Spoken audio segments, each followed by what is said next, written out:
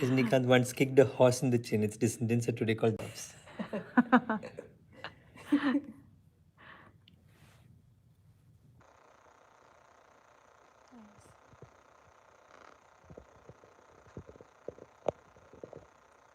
It got one joke.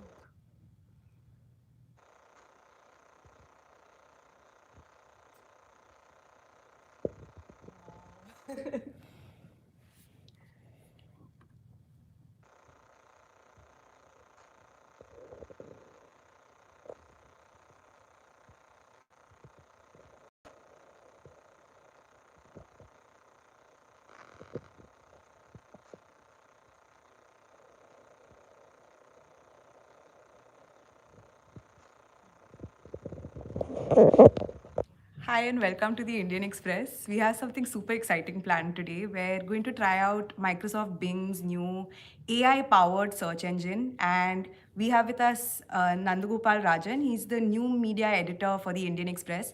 He also happens to be one of the few people who actually has access to this, to the nascent version of this AI powered search engine. So for the next couple of minutes, we are going to feed in random queries and see just what the search engine is capable of. Nandu sir, to start with, you've been using Bing AI for a while now, and before that, you also played around with ChatGPT a fair bit. Can you tell us how these two things are like? How different are these two chatbots? Yeah, so they are different in a way. Let's say, so you should look at ChatGPT as maybe version one, and Bing as the more evolved and much better, if you ask me, version of ChatGPT. So ChatGPT also has the drawback because it was more academic. It was learning from data that's out there. So it's learned or it's trained itself on data that was there till about, let's say, the end of 2021. So if you ask it about something that's very current, something that's happened yesterday, it will not be able to answer. Right now, ChatGPT it comes out of a startup in the US called OpenAI. OpenAI has found, or Microsoft has invested in OpenAI, so Microsoft has access to OpenAI's technology. Microsoft has yoked a more advanced version of ChatGPT. So ChatGPT that you get on OpenAI.com now is ChatGPT 3, I think, and this is maybe ChatGPT 4. They are not calling it ChatGPT 4, but it's a much advanced version. It's a much faster version. So if you the amount of time you have to wait for ChatGPT to write, you wait much lesser on Bing.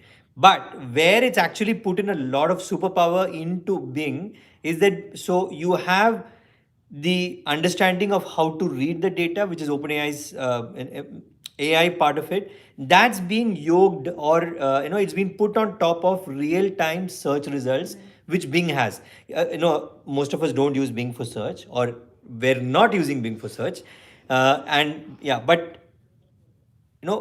it does the same thing that Google does. It's just that people don't use it. Because Google is sort of all pervasive. Like it's almost like Google. It's everywhere, right? But Bing, uh, so all the search queries that Bing had, now it is pushing that to ChatGPT. So when you asked, so when you ask the chat part of Bing a question, it is actually using intelligence on top of real time information. That is a very powerful combination. And so you said I've been using it. I've been doing only that for the past 2 3 days because it is so fascinating to see what that brings, right? So, but when you say that you've been using it, and again, like these are conversations that we're actively engaging in the newsroom, and I'm sure every industry is having these larger conversations. And but for when you say that you're using ChatGPT or using this Bing, do you actually find yourself sort of actively incorporating it in just generally everything you do, not just like of course work wise? What are the ways that you've been sort of actively using Bing AI? So let's say, yeah. So as a journalist, I can use it in many ways, right? And some of it are ways in which I don't want to use it because, I may be, you know, uh, I'm in a way cutting the brands that I'm sitting on if I start using it very effectively. But let's say I'm a regular person, okay? I have shot a sunset and I want to post it on Instagram. I can I can ask Bing to create an Instagram post for that.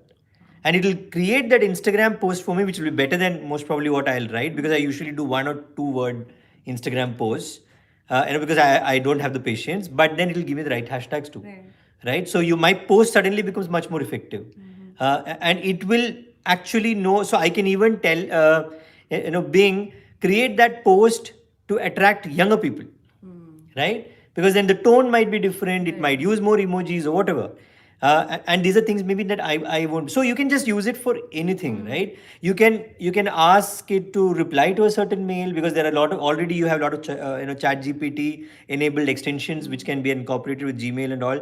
But you can ask it to write a leave letter. Like, I had a friend who said, hey, because he's been waiting for an American visa appointment for a long time, frustrated. He said, you draft letter to the American embassy asking me for asking them to give me a visa appointment. So a lot of these things. So if you are not very confident about doing a lot of things, you can actually outsource that work to this, right? Again, so the possibilities are endless. For instance, I asked it to look at budget allocation on capital expenditure over the past 30 years, and it just pulled out the data, analyzed it. If you know that the data is out there, you don't even need to find it. It'll find it. It'll do what you want to do out of it. Then you can also ask very specific questions, right? Like, for instance, if I know I want it to just go through IndianExpress.com and tell me all the instances where we have reported about the deportation of Dawood Ibrahim, which won't be very easy for me to find, right? It'll take me a lot of time, but it'll take it seconds, right? And I'll say, then maybe create a synopsis out of it. It'll create a synopsis out of that. So there's literally no limit to what Absolutely you can no ask. limit. And again, it is AI, right? So it's artificial intelligence. One of the biggest elements of artificial intelligence is that it keeps on learning. It keeps on getting better. It is, so in that sense, it's maybe wrong way to say it, but it's like a vampire which is drinking blood, right? Every time it drinks, it becomes stronger and stronger and stronger. So it's like that. So it sort of feeds on data. It becomes much stronger, and in that process, its understanding of things changes, right? So if it doesn't know something right now, let us say I'm asking it something. So I give you an example. Like 2 days back, when my son said, ask it, like, who is better, Messi or Ronaldo? So it gave a very long essay and everything, but it had one crucial thing wrong. It said, so far, either of them have not won the World Cup, which is wrong after the last World Cup. So maybe the data it used initially was from before the Qatar, World Cup final, right? And that is understandable. But I'm sure if I ask the same question again, it will have figured out that maybe something is wrong. I even have the option in Bing to say whether this answer is good or bad, right? So here I can give a thumbs up or a thumbs down to an answer, and if I give a thumbs down, it will automatically start looking at ways to improve the last answer, right? So it is getting things wrong. Let's not like no. So as of now, I would say it is a 75% error rate, right? Sorry, 75% success rate, 25% error. That doesn't mean the entire answer is wrong, or in 25% cases, there is a possibility that something in the answer could be off, right? But but again, when it gets it right, it just completely blows your mind, right? And it's not again about asking things like, tell me a Rajinikanth joke. That kind of AI has been there for years, right? Like Microsoft itself had a AI called Roo many years ago, and I think maybe 6 or 7 years back. Which was also part of your Facebook Messenger and all, where you could just have a conversation. The idea of that thing was like, if you're feeling lonely, you can have a conversation with it. It's almost like a counselor. AI chatbots have been there for a long time, but what this AI chatbot does is that it can now use the knowledge it has, add context, and then give you an answer. So I'll give you an example. For instance, when I asked it about myself, who is Nandagopal Rajan, one of the lines there is that he also speaks occasionally at media and tech events. Now that line itself you will not find anywhere. So there, I'm pretty sure it has seen my name being listed at some events, and it's made that deduction in a way, right? So that is the fascinating part. So, for instance, if just to sort of put that in context, if you were to simply Google something now with the way that Google is, if I were to Google a sentence, if I were to Google, say, Nandagopal Rajan, the search result is likely to be things that exist Absolutely. on So, the internet, it's pulling. yeah, it'll Now, just pull yeah. directly from somewhere. Right. So, Yeah. how is this Bing AI able to, like, how does this artificial intelligence work in the way where they're sort of scraping the net, and how does it Yes. work? What is the Yeah. sort of So, technology so it's a good behind it? example. Let's see. Let me just type my name here, right? Nandagopal Rajan. Okay. Now this is your regular Bing search, Yes. right? So it's listing, so it started with my author page in Indian Express, my LinkedIn, my podcast, my Twitter page, again my podcast page from Apple where I spoke something in NDTV a few days back, Financial Express. So it's a simple listing page, and this is what we are used to. Now the same query, if I ask in the chat part of the new Bing, right? And I'm not even going to ask who is, I'm just going to say Nandagopal Rajan. Yeah, it's already picked the search. So let's see. Wait for a few seconds.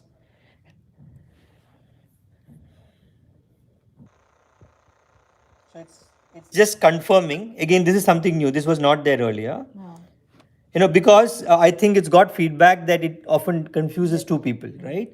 So now it's got me right. So now it's looking at, I think, yeah. So now it's giving you an answer. It's not giving you a link, right?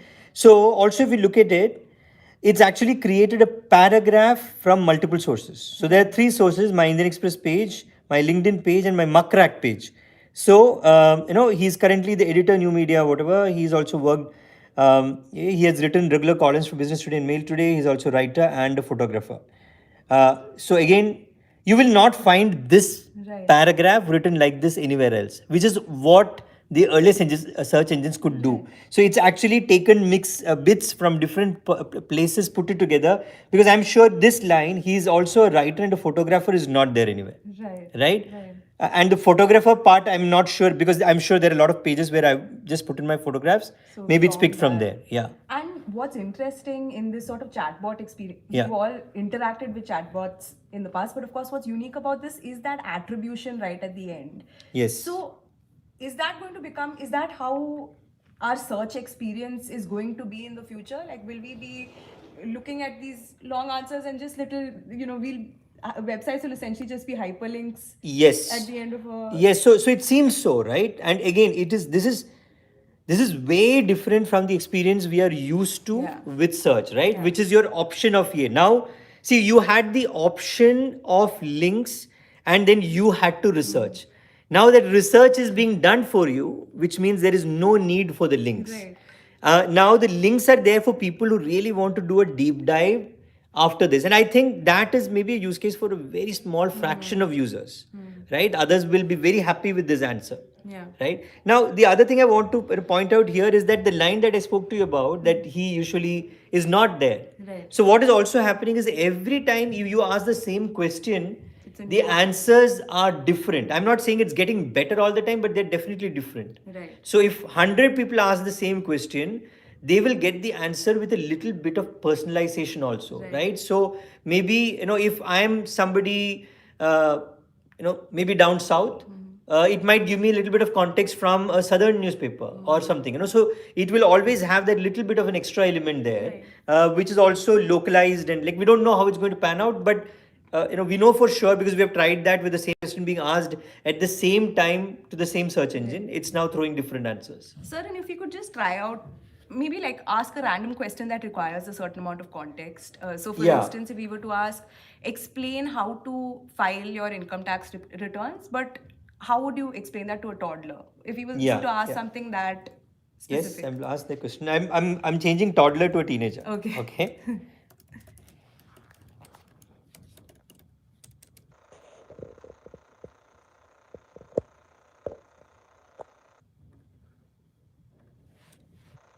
So I've asked, explain how to file income tax to a teenager.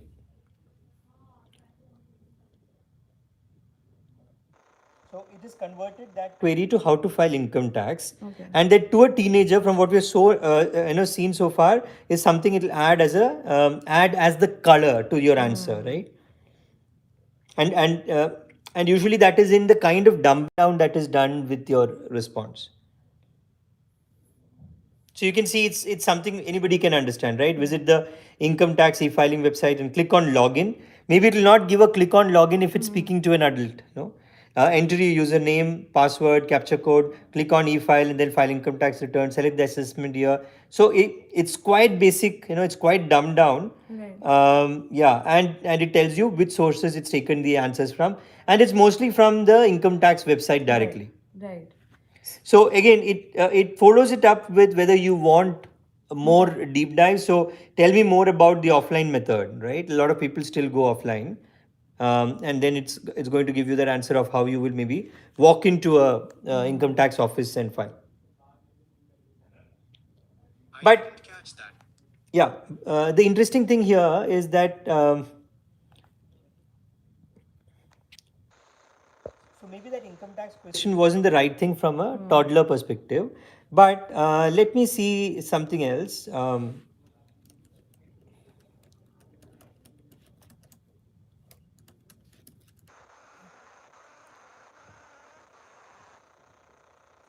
We're asking, explain Ramcharit Manas to a young Indian, right? Now, that young Indian, earlier you can maybe ask, explain Ramcharit Manas or what is Ramcharit Manas to a regular search engine. But this young Indian part is something it would never be able to pick, right? Unless there is, so here it will be able to give you a little more dumbed down version and things. I'll show you a couple of other examples also. So it says Ramcharitmanas is a beautiful poem, in a poem in Awadhi language that tells the story of Lord Ram, based on the Ramayana. It was written by Tulsidas, a great poet and devotee of Rama in the 16th century. So it's again for a very young audience. Now, let me give you a more evolved answer for something. Now you can also specify the length you want in the answer, and this is something that works very well. 600-word essay on Akbar's religious practices. So I'm asking about a very specific thing and saying I want a 600-word essay.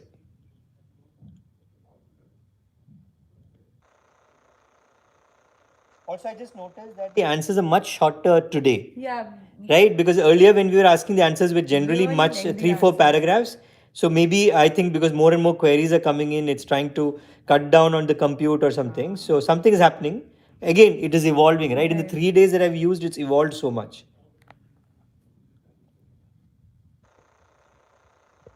So here you'll see from the third line onwards, it is looking at the religious part.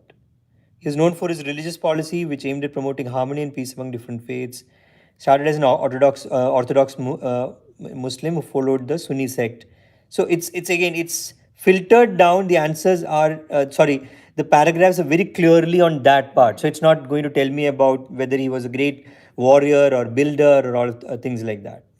But very often and we've seen this in the last couple of days as well, the attribution sometimes can Yeah. be, like you've also repeatedly said that verification is still Yes, going to be yes. a pretty big. Yeah, absolutely. Sometimes they're pulling information from places like Quora or Wikipedia, Yeah, where yeah. it does need a certain Yes. amount of. So, do we see it sort of getting to a point where it knows it's able to differentiate between. It will. I think how that will happen is that, see, as of now, this is a limited release. Not everybody has access to this. But when more and more people when millions of people start using it, and they will see that, of course, there will be signals for the trust part. Yeah. The trust part. They will see that maybe answers with more of Quora rejected, more of Wikipedia are even rejected. So they will start looking at which are the sources from, from which the answers have a better trust quotient. And then it will start filtering. So these things are sort of built into it. And again, AI is not new. AI is evolved over years. So a lot of these signals will already be there. Now that signal has to evolve for a specific audience and a specific platform, and this is what I think you will see happening now. Got it. So, and one question that I think a lot of people have asked is,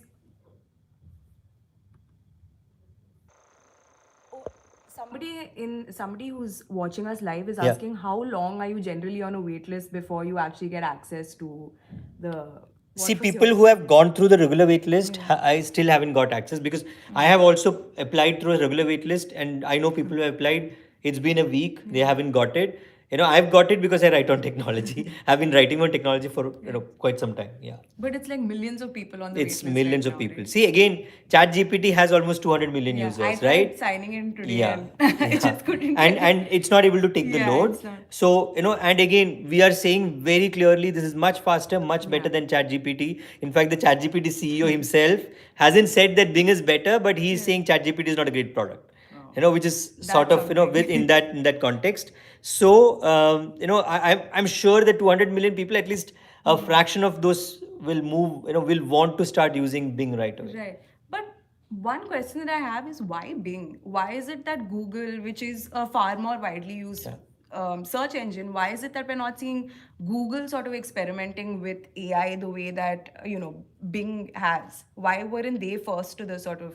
No, so Google is a search engine, but Google is also one of the biggest players in the AI ML space with the kind of money they've poured in to learn things, to study. A lot of the NLP, the natural language processing around AI and all has come out of the Google garage in a way, right? But and again, you will see that, for instance, a lot of this technology Google has been showcasing at its I/O event over the years, right? You had Sundar Pichai, so a lot of the voice thing, right? A lot of contextually calling up a restaurant using voice and getting automated answers. With very good context and all is based on this only. But I think Google has so far been reluctant to bring it into their biggest product because, of course, see, when you go into a chat kind of a mode, there they have to figure out what is the business around it, right? Because in an earlier listing thing, they had the opportunity to show ads, get paid to show a certain listing in a certain slot, direct traffic to places where they were showing ads, and they had inventory, they were making money out of that too. Now suddenly all of that is going away, right? So in a chat they will have to figure out how do they monetize this. So my hunch is that if even if Google goes live with the chat product, they've announced that Bard is coming, but even if they go, they might not do it full-fledged for all the users immediately, because that will be just like, again, kind of cutting that branch on which And they're also sitting. the scale Yeah, of the that scale, sort of because they just operation. really can't afford it. One, running AI at that kind of a scale needs a lot of money, because it's going to burn like computing at so much cost and whatever. And if you're going to do that at the cost of your existing revenue streams, then it's going to be even worse. So they will do it slowly. They'll have to figure out how do they bring in monetization into this. Right. Because the way Bing has done it, there is no monetization, right? And I can't see how monetization will come in here, because very difficult to plug in a paid option into something like this, where anyway you're not going to get a click, right? Now, and again, Microsoft in this space right now has nothing to lose, because it has just a 3% market share. Right, and even that 3% is coming because Internet Explorer is maybe the default on every single Windows device out there, right? And no, on Internet Explorer, Bing is the default. Suddenly, and again, what Microsoft has done is that it's brought Bing Chat into Edge also. So, and I'm actually using it on the Edge browser. You can use it only on the Edge browser. You can't use it anywhere else. So they are using this to drive more people to use Bing as well as the Edge browser, which once upon a time used to be all our default browser, which is Internet Explorer. And you were saying it will be part of Everything, right? So the entire Microsoft 360 suite. For instance, if you're working on Excel and you want to figure out something, let's say growth in a certain uh, data point over many years, you don't need to apply a formula. You just need to ask your Bing to figure out, hey, come up with this, give me this projection, give me that projection, and it's going to come into Word. Like, you want to write this thing that we said, like, you're writing about Akbar, and you'll say, please add 2 paragraphs of what he thought about Jodhabai. Right? That will come directly into what you're writing. So the need for search as a destination itself is also going away, because AI will bring in what you want where you are. And that could be inside a phone, it could be part of your conversation. Maybe you're having a conversation and you have a Bing or a Bard listening to you all the time, and you'd say, hey, just tell me how much is the ticket right now, from Delhi to Bangalore, and you are having a conversation with somebody, and it suddenly pops up with that query. So the possibilities are endless, right? And even now, if you use Gmail, Gmail is helping you complete a sentence. So it will be able to just say, so you will get a reply from a mail from your boss, and you'll say, just type a reply, like, and it will type a reply with maybe that attitude, Yeah. right? So it's going to be fun, So crazy that's times. an interesting thing that you said with where you said with that attitude. Yeah. Now, until now, and again, all of this has happened so fast, right? We had in November we had ChatGPT, and now we're dealing with this Yeah. like one whole other, and and the opportunities, like you said, are kind of endless. Like Endless, it could yes. be, we could be, like you said, but Yeah. this attitude thing is what I find, and I know a lot of people find a little terrifying, because the edge that we thought we had over AI was emotion. And now, and there are people writing extensively on how they suddenly find Bing AI go into this fit of rage Yes. and ask. So clearly, even that feelings thing has been taken away from us. How does that Again, work? so feelings is again a very human thing, Right. right? So again, with most of the stuff that we are doing right now, there is no emotion. It's devoid of emotion. Even if you're asking it to write, it is very clearly a very mechanical writing, but again, emotion is something it can learn. But emotion is also applied with a very human touch, right? Now, whether it can put the right emotion in the right place, like I keep telling people that a lot of people don't understand there is tone in writing, especially when you're writing in a language that is not your mother tongue, right? In your mother tongue, you're very, you're trying to be very careful that you don't, ruffle any feathers when you're having a chat in the family and all of that. But when you're writing a mail which is not in your language, maybe you're writing in English, and then you are suddenly sounding very rude, and that is not intentional because you just not got it, right? So the same way, emotions might come out in the wrong places initially, but then it'll get the hang of that also, Yeah. right? So again, this is and again, we don't know, and there is this entire fear about AI going, sentient, Rogue. right? Rogue, and then being able to do things on its own. There have been a lot of fiction around this already. We have seen some instances of this happening in real life, right? Like, some of the chatbots have had started, and they were killed early and all of that. But that will happen, right?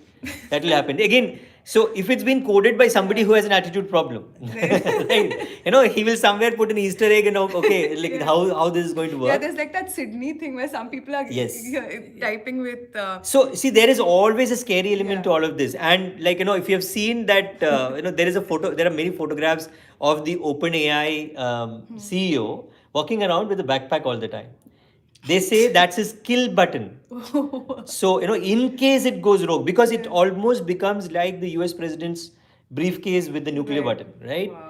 Wow. Because it's very potent. Right. It's very potent. Like, somebody hacks into it, writes a code asking it to take over something. And that's like, it's been there in fiction. Right. There's a very interesting movie I watched with my son. I can't remember the name right now.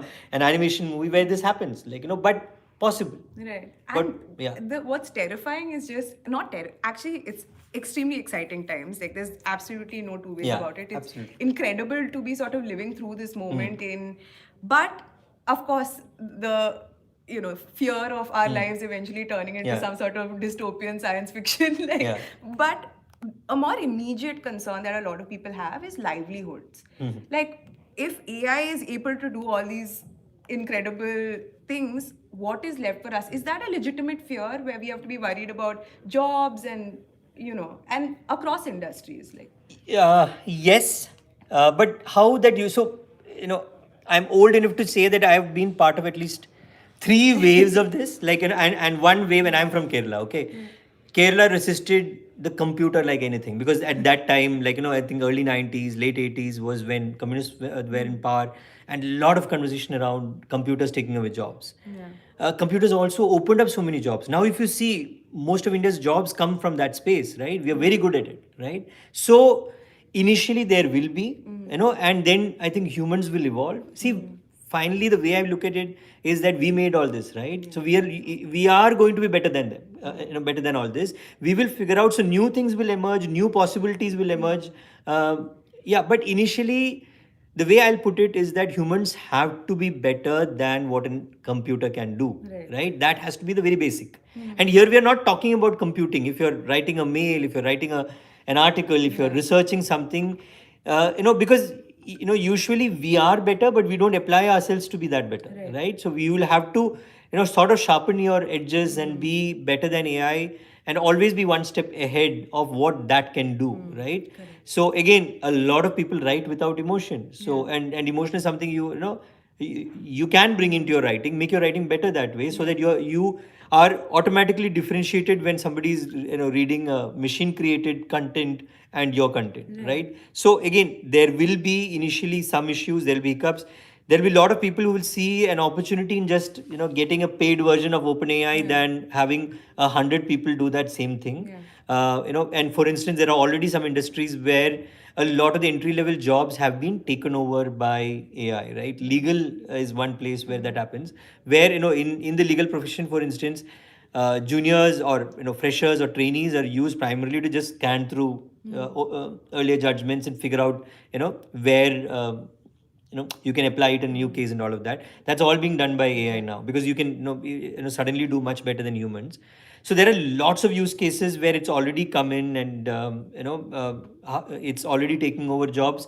But and I quote the Coursera founder, in a conversation with me 2 3 years back, he said, um, it is it is actually good, because it's going to make humans do better things and take away their time which is spent on very mundane things, right? Like which is almost like a chore, which really doesn't need humans, right? Humans are too good for that. But but that conversation is great when you're coming from an American context, where there are too few people chasing too many jobs, or the as in sorry, I got it the other way around. Yeah, but in a place like India, where it's actually cheaper to let humans do that job, and in the process have a livelihood, and look after their families better.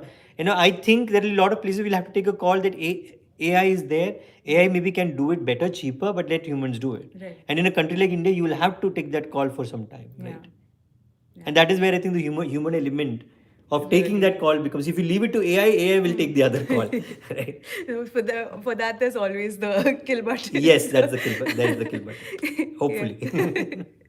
And how soon? And I think we've covered Yeah. pretty much everything. But just to end, how soon do you think our overall search experience is going to be? Like, are we looking at a couple years? Are we looking at a couple months? So there are at least two search engines already which have incorporated conversational AI into their thing. One is u.com, the other is Niva, which is actually by a former Google um, um, uh, um, a senior employee from Google earlier, an Indian called Sridhar Ramaswamy, and another co-founder who's also Indian. Both of them from Google. They created a product called Niva, which is actually a very interesting take at search, where they don't take your data, right? So it's not based on your data. It's basically you're paying to have an experience where your data is not compromised and you can get what you want. They have incorporated Niva. You can actually check out Niva from India, but the full service is not available because they have not officially rolled out to India. So there are two services with search already in it, as in which is part of the core product. Bing is available for some users, and maybe Bing starts the public in a few weeks. If and again, if you look at the announcement where Google made the announcement about Bard, technically Google came out with the announcement before Bing, but Bing had a product, Google had an announcement. So they just tried to sort of a little bit of one-upmanship here. But if Bing comes out with a product, if Google is even a week late, Google will lose market share, right?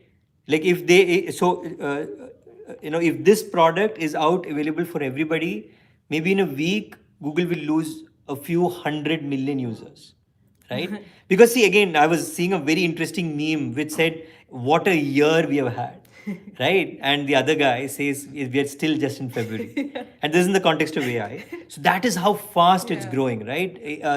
OpenAI or ChatGPT is already the fastest growing internet or tech product ever. And it's been 3 months. Yeah, and Bing is not even available to users. Yeah.